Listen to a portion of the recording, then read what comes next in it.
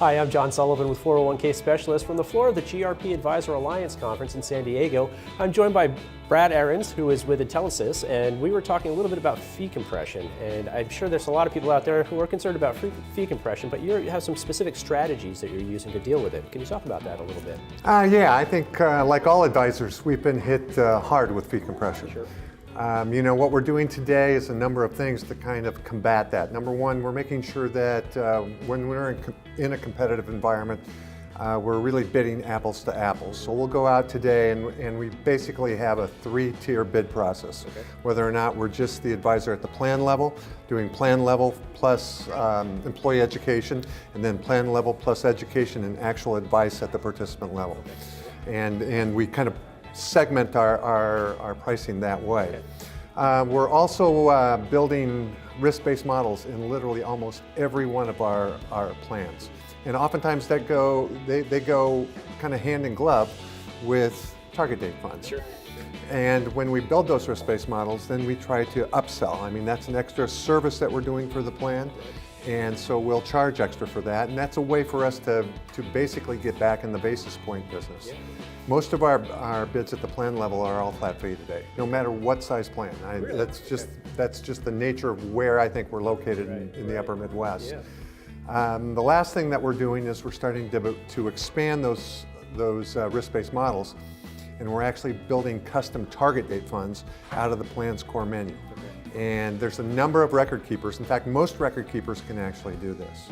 And that's a bigger upcharge than just the risk-based models. Is it a tough sell though? I mean, what kind of an education curve do you have to climb here in order to get people to actually bite?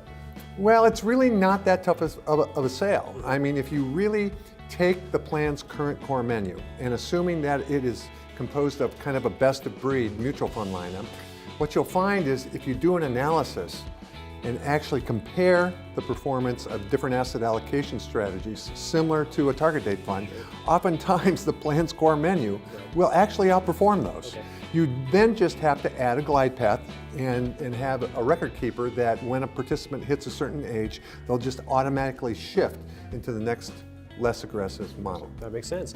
Now, Intelisys, I don't know anybody out here who doesn't really know about you guys, but just for those who might not, what are you guys really specializing in and how are you guys really killing it right now? I guess Intelisys has a core belief that the typical American gets the vast majority of their financial needs taken care of at their place of employment. Sure. I mean, when you really think about it, they get their income, the largest employee benefit, and then they get the most expensive insurance in the world, which is health insurance, complemented by life insurance, disability insurance, all sorts of voluntary insurance, and then you've got your health accounts, which range from health savings accounts to flex plans to health reimbursement accounts. Then you have dependent care accounts, and finally retirement. Yep. Oftentimes a 401k plan. Sure. Oftentimes those are serviced today by two different advisors. We believe that the decision metric that we're asking these Americans to make, these decisions we're asking them to make are very complex, and they're not just benefit decisions anymore, they're actually financial planning decisions. So we're going in with a single resource with certified financial planners to help those people make those decisions. Fantastic.